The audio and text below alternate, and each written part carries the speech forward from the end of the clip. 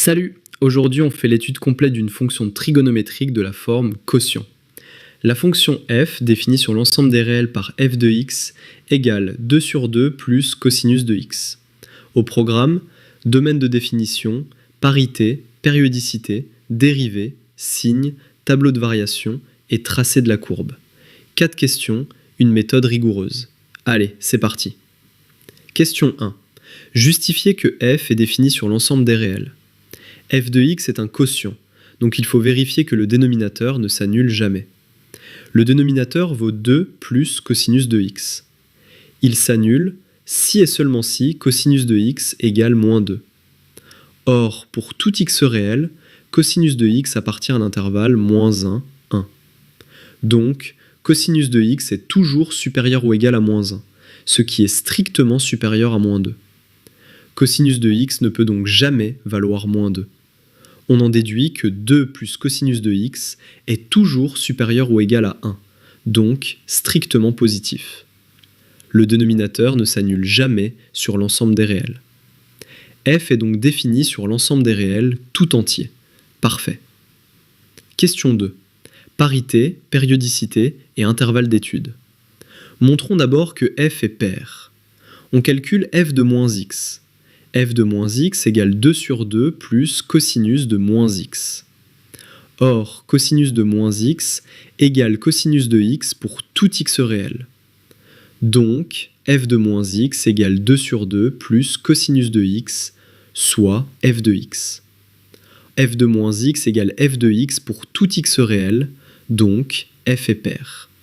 La courbe est symétrique par rapport à l'axe des ordonnées. Bingo! Montrons maintenant la 2π périodicité. On calcule f de x plus 2π. F de x plus 2π égale 2 sur 2 plus cosinus de x plus 2π. Or, cosinus de x plus 2π égale cosinus de x. Donc, f de x plus 2π égale 2 sur 2 plus cosinus de x, soit f de x. F de x plus 2π égale f de x pour tout x réel, donc f est 2π périodique. Nickel. Conclusion, f est pair et 2π périodique. Le plus petit intervalle d'étude est donc l'intervalle 0π. On déduira le reste par symétrie et périodicité. Question 3. Calcul de f' et signe sur 0π.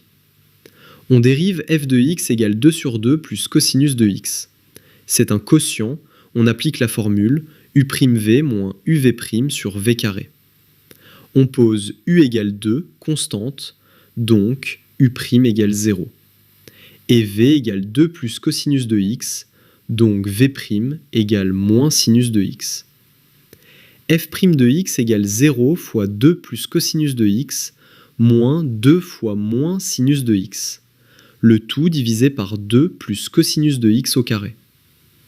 Après le calcul, on trouve f' de x égale 2 sinus de x sur 2 plus cosinus de x au carré. Voilà la dérivée. Maintenant, étudions son signe sur 0π. On analyse séparément le numérateur et le dénominateur. Numérateur, 2 sinus de x. Sur l'intervalle 0π, sinus de x est positif ou nul. Donc, 2 sinus de x est positif ou nul, et s'annule uniquement en x égale 0 et x égale π. Dénominateur, 2 plus cosinus de x au carré. On a montré à la question 1 que 2 plus cosinus de x est toujours supérieur ou égal à 1. Donc le dénominateur est toujours strictement positif. Positif ou nul, divisé par strictement positif, donne positif ou nul. Donc, f' de x est positif ou nul sur 0π. F' s'annule uniquement en x égale 0 et x égale π. F est donc croissante sur 0π. Question 4. Tableau de variation sur moins π, π et allure de la courbe sur moins π, 3π. Calculons d'abord les valeurs de f au point clé. F de 0, 2 sur 2 plus cosinus de 0.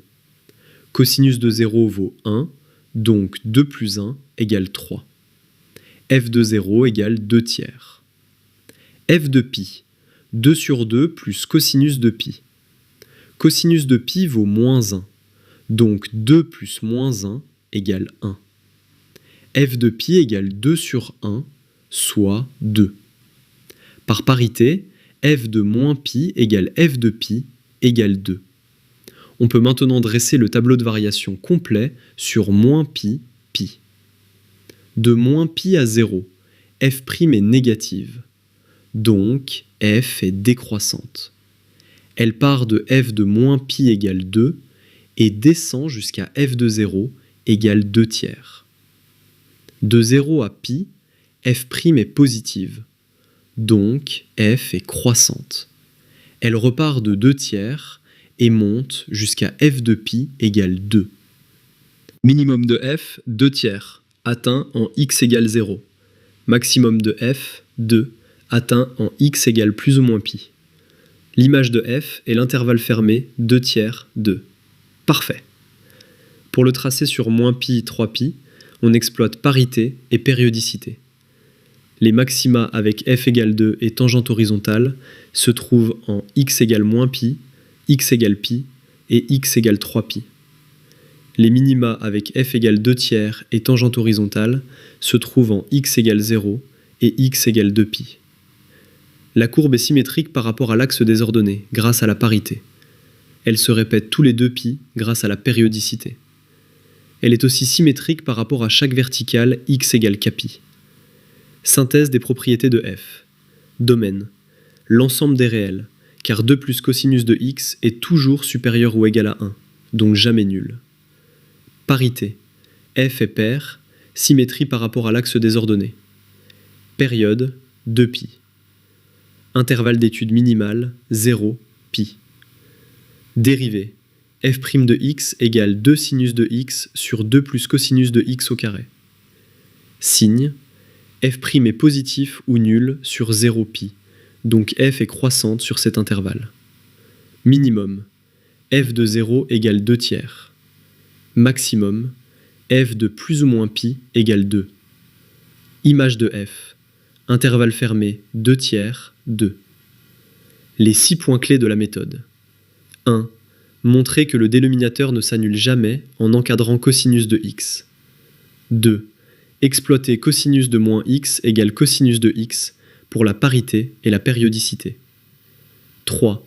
En déduire l'intervalle d'étude 0, pi. 4. Appliquer la formule de dérivation d'un quotient. 5. Analyser séparément numérateur et dénominateur pour le signe. 6. Prolonger la courbe par symétrie et périodicité. Étude complète terminée. Tu as justifié le domaine, démontré parité et périodicité, calculé la dérivée par la règle du quotient, analysé son signe, construit le tableau de variation et tracé la courbe. Ces étapes forment la méthode universelle pour toute étude de fonctions trigonométriques quotient. Entraîne-toi et ça deviendra un automatisme. À très bientôt!